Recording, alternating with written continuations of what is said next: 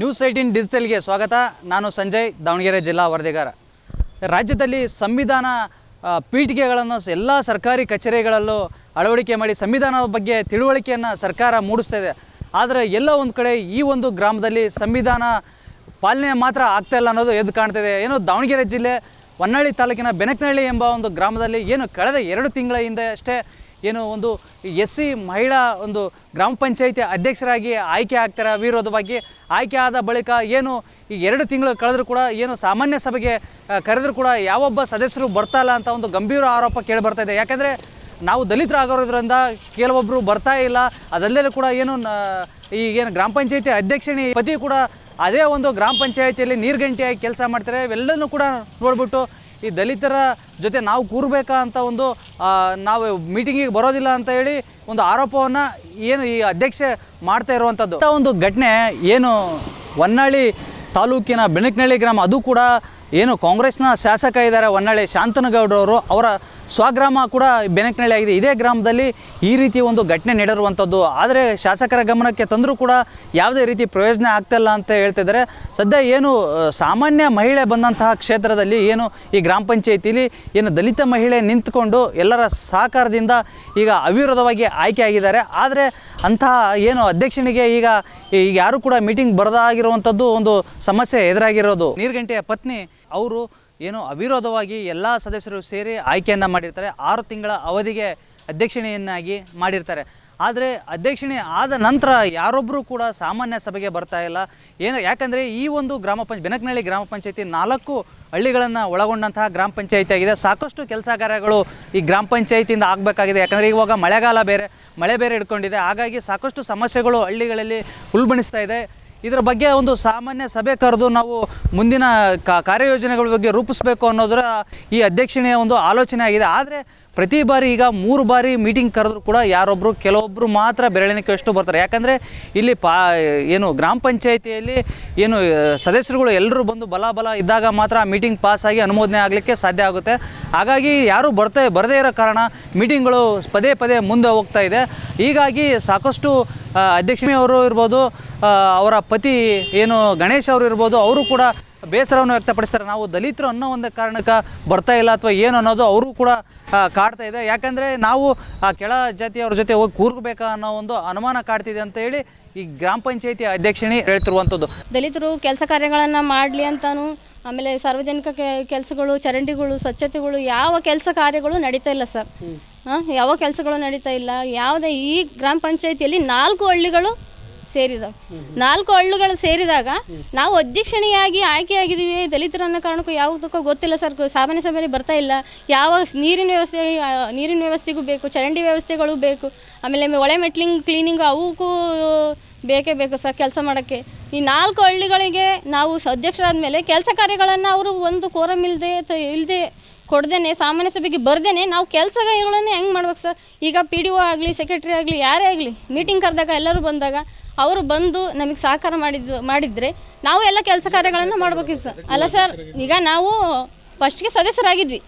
ಸದಸ್ಯರಾದಾಗ ಅವರು ಮೀಟಿಂಗ್ ಕರಿತಾ ಇದ್ದರು ಸರ್.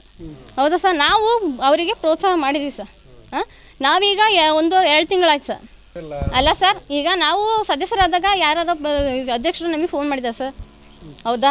ನಮಗೇನಾದ್ರು ಅವರು ಅಧ್ಯಕ್ಷರಾದಾಗ ನಾವು ಸಾಮಾನ್ಯ ಸಭೆಗೆ ಬಂದಿಲ್ಲ ಅಂತ ಹೇಳಿದಾಗ ಅವ್ರು ನಮಗೆ ಫೋನ್ ಮಾಡಿ ಕರ್ತಿದ್ರೆ ನಾವು ಕರಿತಿದ್ವಿ ಸರ್.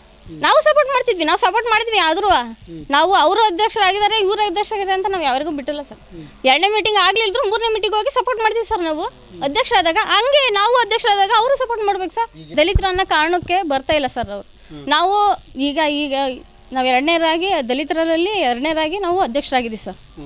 ಇಲ್ಲಿ ಸುಮಾರು ವರ್ಷಗಳಿಂದನೇ ಆಗಿಲ್ಲ ಸರ್. ನಾವಿಲ್ಲಿ ಪಂಚಾಯತಿ ವಿಚಾರ ನಾವೆಲ್ಲ ಇಲ್ಲಿ ಊರಿನಾಗಿದ್ದಾಗ ಸಾಮಾನ್ಯ ಸಭೆ ಆಗಲಿ ಯಾವಾಗಲಾದರೂ ಈ ಅಧ್ಯಕ್ಷರಾದಾಗ ನಾವೆಲ್ಲ ಬಂದು ಸಾಮಾನ್ಯ ಸಭೆಯಲ್ಲಿ ಮೀಟಿಂಗಲ್ಲಿ ಕೂತಿದ್ದೀವಿ, ಹೋಗಿದ್ದೀವಿ ಸರ್, ಸಪೋರ್ಟ್ ಮಾಡಿದ್ದೀವಿ.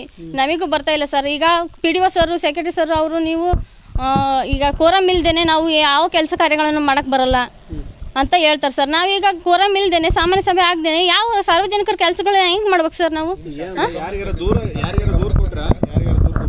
ಇವ ಹತ್ರ ಹೋಗಿದ್ದೀವಿ ಸರ್. ನಾವು ಮೆಂಬರ್ಗಿರಿ ಹಾಕಿ ಸುಮ್ಮನೆ ಆರಾಮ ನಮ್ದು ಏನಪ್ಪ ನಮ್ಮ ಸಾರ್ವಜನಿಕ ಸಣ್ಣ ಪುಟ್ಟ ಕೆಲಸಗಳು ಮಾಡ್ಕೊಂಡು ಹೋಗ್ತಾ ಇದ್ವಿ. ಸಾಮಾನ್ಯ ಮೇಳೆ ಇರೋದ್ರಿಂದ ನಾವು SC ಮೀಸಲನ್ನು ಅದಕ್ಕೆ ನಾವು ಫೈಟ್ ಮಾಡ್ಬೋದು ಸರ್. ಅದಕ್ಕೆ ಸಾಮಾನ್ಯ ಮೇಳೆ ಐತಲ್ಲ, ಜನರಲ್ ಸಾಮಾನ್ಯ ಮೇಳೆ ಬಂದಾಗ SC ST ಇನ್ನೊಂದು ಫರ್ದರ್ ಏನೇ ಇರ್ಬೋದು ಅವರು ನಾವೆಲ್ಲದಕ್ಕೂ ಸಹ ಅದಕ್ಕೆ ನಾವು ಫೈಟ್ ಮಾಡ್ಬೋದು. ಫೈಟ್ ಮಾಡೋ ಉದ್ದೇಶಕ್ಕೆ ಏನು ಮಾಡ್ತಾರೆ, ನಮಗೆ ಒಂದು ಅವಕಾಶ ಐತಿ ನೋಡೋಣ ಪ್ರಯತ್ನ ಮಾಡೋಣ ಅಂದ್ಬಿಟ್ಟು ಮಾಡಿದ್ವಿ. ಬಟ್ ಪ್ರಯತ್ನ ಅದು ಹೆಂಗೆ ಮಾಡಿದವು ಅಂದರೆ ಪರಮಾತ್ಮ ಗೊತ್ತು. ಇವತ್ತು ಪ್ರಜಾಪ್ರಭುತ್ವದಲ್ಲಿ ಹೆಂಗಾಗಿತ್ತು ಅಂದರೆ ಇವತ್ತು ಅಂಬೇಡ್ಕರ್ ಸಂವಿಧಾನದೊಳಗೆ ನಾವು ಅಡಿಯಲ್ಲಿ ಇದ್ದಾಗ ನಮ್ಗೆ ಅವಕಾಶ ಇದ್ದದ್ರೆ ನಾವು ಅವಕಾಶ ತಗೊಂಡ್ವಿ. ಅವಕಾಶ ತಗೊಂಡು ಈ ಕೆಲವೇ ದಿನಗಳು ಏನು ಭಾಳ ದಿನ ಆಗಿಲ್ಲ, ನಮಗೆ ಕೆಲವೇ ದಿನಗಳಲ್ಲಿ ನಾವು ಒಂದು ಪಂಚಾಯತಿ ಜನ ಇಷ್ಟನೇ ಹೆಂಗೆ ಸುಮಿದ್ರೆ ಗೊತ್ತಿಲ್ಲ, ಇದು ಹಿಂದೆ ಅಧ್ಯಕ್ಷದಾಗ ಹೆಂಗೆ ಸುಮಿದ್ರೆ ಗೊತ್ತಿಲ್ಲ.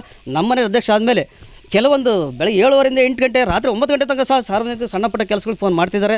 ಬಟ್ ಅದಕ್ಕೆ ಸಹಕಾರ ಮಾಡ್ಕೊಂಡು ಹೋಗ್ತದ್ವಿ. ಬಟ್ ಆದರೆ ನಾವು ಕೆಲಸನ ಸಹಕಾರ ಮಾಡ್ಕೊಂಡು ಹೋಗ್ತಿದ್ದಾಗ ಬಟ್ ಇನ್ನುಳಿದವ್ರು ಏನಿದಾರಲ್ಲ ಮೆಂಬರ್ಗಳು ಅವ್ರಿಗೆ ನಮಗೆ ಸಹಿಸೋಣಕ್ಕೆ ಆಗ್ತಲ್ಲ. ಇವ್ರು ದಲಿತರಾಗಿ ಇವ್ರಿಗೆ ಸಪೋರ್ಟ್ ಮಾಡ್ಬೇಕಾ? ಸಾಮಾನ್ಯ ಸಭೆ ಕರೆಗೆ ಒಂದು ಹೇಳಿದೆ ಸರ್. ಸಾಮಾನ್ಯ ಸಭೆ ಕರೆದು ನಾವು 11 ಗಂಟೆ ಸಾಮಾನ್ಯ ಸಭೆ ಕರೆದ್ವಿ. 11 ಗಂಟೆ ನಮ್ಮನೆ ಸಾಮಾನ್ಯ ಸಭೆ ಕರೆದಾದ್ಮೇಲೆ ಫರ್ದರ್ ಅವ್ರನ್ನ ಎಲ್ಲಿ ಮಟ್ಟ ಕಾದ್ದವು ಅಂದರೆ 2 ಗಂಟೆಯಿಂದ 3 ಗಂಟೆ ತನಕ ಅವ್ರು ಕಾದ್ದು. ಬಟ್ ಬರಲಿಲ್ಲ. ಅವಾಗ PDO ಕೂಡ ಸರ್ ಮತ್ತು ಸಾಮಾನ್ಯ ಸಭೆ ಕರೆದವಿ, ಸಾರ್ವಜನಿಕ ಕೆಲಸಗಳು ಭಾಳ ತುರ್ತಿದ್ದಾವೆ, ಮತ್ತು ಜನ ಅವ್ರು ಸಾಮಾನ್ಯ ಸಭೆ ಬರ್ತಾರಂತೆ, ನೀವು ನಿಮ್ಮ ಕಡೆಯಿಂದ ಒಂದು ಫೋನ್ ಮಾಡಿರಿ ಅಂತ ಫೋನ್ ಮಾಡಿಸಿದ್ವಿ. ಬಟ್ ಅವ್ರು ಫೋನ್ ಮಾಡಿಸಿದ್ರೆ ನಾವು ಅಲ್ಲೇ ಅದನ್ನೇ ನಾವು ಇಲ್ಲೇ ಅದನ್ನೇ ನಂದೇನೋ ಸಮಸ್ಯೆ ಹಂಗೆ ಅಂತ ಕಾರಣಗಳು ಹೇಳಿದ್ರಂತೆ. ಬಟ್ ಆಯಿತು, ಒಂದೇ ಮೀಟಿಂಗಿನ ಸಮಸ್ಯೆ ಬೇಗಿರಲ್ಲ, ನೋಡಿ ಇನ್ನೊಂದು ಮೀಟಿಂಗ್ ಕರೆಯೋಣ ಅಂತ ಹೇಳ್ಬಿಟ್ಟು ಆ PDO ಹತ್ರ ಅಧ್ಯಕ್ಷ ಸೆಕ್ರೆಟರಿ ಹತ್ರ ಕೂತ್ಕೊಂಡು ಚರ್ಚೆ ಮಾಡಿ ಇನ್ನೊಂದು ಅದೇ ತಿಂಗಳೊಳಗೆ ಮತ್ತು ತುರ್ತಕ್ಕೆ ಇನ್ನೊಂದು ಸಾಮಾನ್ಯ ಸಭೆ ಮುಂದೂಡಿದ ಸಭೆ ಅಂತ ಕರೆದ್ವಿ ಸರ್. ಇನ್ನೊಂದು ಆ ಸಭೆಗೂ ಸಹ ಯಾರು ಸಹ ನಾವು ಅವತ್ತು ಕೂತಿರೋದು 2ನೇ ಮೀಟಿಂಗ್ ಕರೆದಾಗ 4 ಗಂಟೆ ತನಕ ಕೂತೀವಿ. 4 ಗಂಟೆ ಕೂತರೂ ಸಹ ಯಾರು ಕೋರಮ್ ಇಲ್ಲ ಸರ್, ಯಾರು ಅವ್ರ ಕಡೆಯಿಂದ ಯಾರು ಬಂದಿಲ್ಲ. 8 ಜನ ಯಾರೂ ಸಹ ಬರಲಿಲ್ಲ. ನಮಗೆ ಭಾಳ ಏನೋ ನಮ್ಮ ಮನಸ್ಸಿನ ನೋವತ್ತು. ನಾವೇನೋ ಒಂದು ಅವಕಾಶಗಳು ಕೊಟ್ಟಾರೆ, 1 ತಿಂಗಳು 2 ತಿಂಗಳು ಅವಕಾಶಗಳು ಇದ್ದಾವನ, ಅದ್ರಾಗೆ ಒಂದು ಎಷ್ಟಕ್ಕದಷ್ಟು ಸಾಧ್ಯ ಆದದ್ದು ಸಾರ್ವಜನಿಕ ಕೆಲಸ ಮಾಡ್ಕೊಡೋಣ ಅಂತ ಹೇಳ್ಬಿಟ್ಟು ಮಾಡಿದ್ಮೇಲೆ ಫರ್ದರ್ ಆದಮೇಲೆ ಮತ್ತೆ 3ನೇ ಮೀಟಿಂಗ್ ಸರ್. ಅದೇ ಇದ್ರ ಮೇಲೆ 8/7/2015 ಈ ತಿಂಗಳ 1ನೇ ವಾರದಾಗ ಮೀಟಿಂಗ್ ಕರೆ ಸರ್. ಈ ಮೀಟಿಂಗ್ ಕರೆದು ಸಹ ಯಾರು ಸಹ ಸಮ್ಮತ ಇಲ್ಲ. ಬಟ್ ಅಧಿಕಾರಿಗಳು ನಾವು PDO ಮತ್ತು ಸೆಕ್ರೆಟರಿ ನೋಡಿ ಸಹ 3 ಮೀಟಿಂಗ್ ಬರ್ತಾಯಿಲ್ಲ. ಒಂದು ಕೆಲವು ಸಣ್ಣ ಪುಟ್ಟ ಸಾರ್ವಜನಿಕರು PDO ಸಾಹೇಬರಿಗೆ ಫಸ್ಟ್ ಮಾಡಿದ್ವಿ. ಅವ್ರದ್ದು ಮಾತಾಡಿ ಫಸ್ಟ್ 3 ಮೀಟಿಂಗ್ ಸಹ ಸಾರ್ವಜನಿಕ ಕೆಲಸಗಳಿಗೆ ಬರ್ತಾಯಿಲ್ಲ ಏನಲ್ಲ. ಮತ್ತು ಇದು ಗೈಡ್ಲೈನ್ ಹೆಂಗೆ ಫರ್ದರ್ ನಿಮ್ಮ ಏನಾರು ಗೈಡ್ಲೈನ್ ಇದ್ರೆ ನೀವು ಹೇಳ್ರಿ, ಇಲ್ಲಾಂದರೆ ಮೇಲಧಿಕಾರಿಗಳ ಗಮನಕ್ಕೆ ಬೇಕಾದ್ರೆ ತರೋಣ ತಂದು ಮಾತಾಡೋದಂದ್ರೆ ಆಯ್ತು. ನಮ್ಮ ಕಡೆಯಿಂದ ಏನಂತ ಬೇಕಾದ್ರೆ ಗಣೇಶ ಹಿಂಗೆ ಐತೆ ಮಾತಾಡು, ಕೂಡ ಮಾತಾಡಿದ್ರೆ ಹಂಗೆ ಒಂದು ತಿರುಮಾರಿದನ ಹೋಗಿ ಒಂದು ಫೋನ್ ಮಾಡಿದ್ವಿ. ಫೋನ್ ಮಾಡಿಲ್ಲ, ಫೋನ್ ಮಾಡ್ಕೊಂಡು ಹೋದ್ವಿ. ಬಟ್ ಆದರೆ ಇಡೀ ಒಂದು ನಾವು EO ಸಾಹೇಬರಿಗೆ ಫೋನ್ ಮಾಡ್ಕೊಂಡು ಒಂದು 15 ಜನ ಇಲಾಖೆಗೆ ಹೋದ್ವಿ. ಇಲಾಖೆಗೆ ಹೋದಾಗ ಮುಖ್ಯಮಂತ್ರಿ ಕಾರ್ಯಕ್ರಮ ಇದೆ, ನಾನು ಹಂಗಾಗಿ ಸಿಗ್ತಾಯಿಲ್ಲ, ಒಂದು 2 ದಿನ ಬಿಟ್ಟು ಸಿಗ್ತಾನಂದ್ರು. ಮತ್ತೆ ತದನಂತರ ಮತ್ತೆ ಫೋನ್ ಮಾಡ್ಕೊಂಡು ಮತ್ತೆ ಹೋದರೆ ಮತ್ತು ಮೊನ್ನೆ ಏನೋ DC ಮೀಟಿಂಗು ಅಲ್ಲಿ ಅಂತ ಹೋಗಿ ಮತ್ತೆ ಅಲ್ಲಿಗೆ ಹೋದರು. ಕಾರಣಗಳಿಂದ ಒಂದು ವಾರದಿಂದ ಸಿಕ್ಕಿಲ್ಲ. ಆದರೆ ನಾವು ಕರೆ ಮಾಡಿ ಬರದೇ ಏನು ಗ್ರಾಮ ಪಂಚಾಯತಿ ಸಭೆಗೆ ಬರದೇ ಇರೋಂಥ ಗ್ರಾಮ ಪಂಚಾಯತಿ ಸದಸ್ಯರುಗಳನ್ನ ಕೇಳಿದ ಸಂದರ್ಭದಲ್ಲಿ ಅವರು ನಮ್ಮನ್ನು ವಿಶ್ವಾಸಕ್ಕೆ ತೊಗೊಂಡಿಲ್ಲ, ಹಾಗಾಗಿ ನಾವು ಬರೋದಿಲ್ಲ ಅನ್ನೋ ಮಾತನ್ನು ಅವರು ಹೇಳ್ತಿರುವಂಥದ್ದು. ಆದರೆ ಇದು ಏನು ಅನ್ನೋದ್ರ ಬಗ್ಗೆ ಸಂಪೂರ್ಣವಾಗಿ ತಾಲೂಕು ಪಂಚಾಯತಿ EO ಅವರು ಇದಕ್ಕೆ ಎಂಟ್ರಿ ಆಗಿ ಏನು ಇದರ ಸಮಸ್ಯೆ ಏನು, ಯಾಕೆ ಬರ್ತಾ ಇಲ್ಲ ಅನ್ನೋದ್ರ ಬಗ್ಗೆ ಅವರು ಇದನ್ನು ಮನವರಿಸಬೇಕಾಗಿದೆ. ಯಾಕಂದರೆ ಈಗಾಗಲೇ ಏನು EO ಹೇಳಿದಂತೆ ತಾಲೂಕು ಪಂಚಾಯತಿ EO ಪ್ರಕಾಶ್ ಅವರು ಹೇಳಿದಂತೆ ಏನು 4 ಸಾಮಾನ್ಯ ಸಭೆಗೆ ಯಾರು ಬರೋದಿಲ್ಲ ಸದಸ್ಯರುಗಳು, ಅಂಥ ಸದಸ್ಯರನ್ನು ವಜಾ ಮಾಡಲಿಕ್ಕೆ ಅವಕಾಶ ಇದೆ EO ಅವರು ಹೇಳ್ತಿರುವಂಥದ್ದು. ಆದರೆ ಇನ್ನಾದರೂ ಅಧಿಕಾರಿಗಳು ಮುಂದಿನ ಮೀಟಿಂಗಿಗೆ ಬರ್ತಾರಾ ಅಥವಾ ಮುಂದೆ ಅವರ ನಡೆ ಏನಾಗಿರುತ್ತೆ ಅನ್ನೋದನ್ನು ಕಾದು ನೋಡಬೇಕಿದೆ. ಯಾಕಂದರೆ ಈಗಾಗಲೇ EO ಹೇಳಿದಂತೆ 4 ಈಗಾಗಲೇ 3 ಮೀಟಿಂಗ್ಗಳಾಗಿದೆ, ಯಾವುದಕ್ಕೂ ಕೂಡ ಒಬ್ಬರು ಬಂದಿಲ್ಲ ಅಂತ ಹೇಳಾಗ್ತಿದೆ. 4ನೇ ಮೀಟಿಂಗ್ ಕೂಡ ಬರದೇ ಹೋದರೆ ಯಾವ ಕ್ರಮ ಕೈಗೊಳ್ತಾರೆ ಅನ್ನೋದನ್ನು ಕಾದು ನೋಡಬೇಕಾಗಿದೆ. ಸಂಜಯ್, News 18 ದಾವಣಗೆರೆ.